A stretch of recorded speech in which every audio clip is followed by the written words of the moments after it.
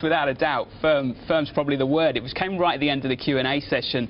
These were strong words. He was obviously a man on a mission yesterday. Tapering is not tightening. The economy would tank. We've never heard him say something like that before, and there's obviously a clear bias to keep rates low. He's repeated that often. And that line from July 11th on Wednesday just last week, highly accommodative monetary policy for the foreseeable future, that's what the US economy needs. He repeated that once again, and I think this time he really got his message across, Manus.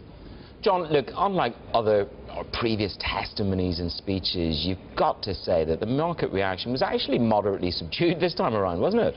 Yeah, Manus, I mean, let's be clear about this. The market's had a while to digest this. They've had since May 22nd. Bernanke himself has had the opportunity to really refine his message. The issue was that the focus on the market was on the end game. The question mark was there. Was this the first step on the road to tightening, the raising of interest rates? And that's one of the reasons we got these big market moves. PIMCO put this really well yesterday. They were speaking to our US colleagues. They said Bernanke has been trying to be very clear about the journey, but the market, well, they've only been interested in the destination. And, of course, investors will want to get ahead of the curve, and that is the fundamental difference, the difference in perception that's been really causing that volatility. And I think we've started to move beyond that point now, Manus. John, look, one last question. He pushed back hard on the impression that the Federal Reserve may tighten policy. But is it fair to say he didn't completely dismiss the possibility that they would rein in stimulus? He still mentioned, you know, later this year. He's still focused on that term.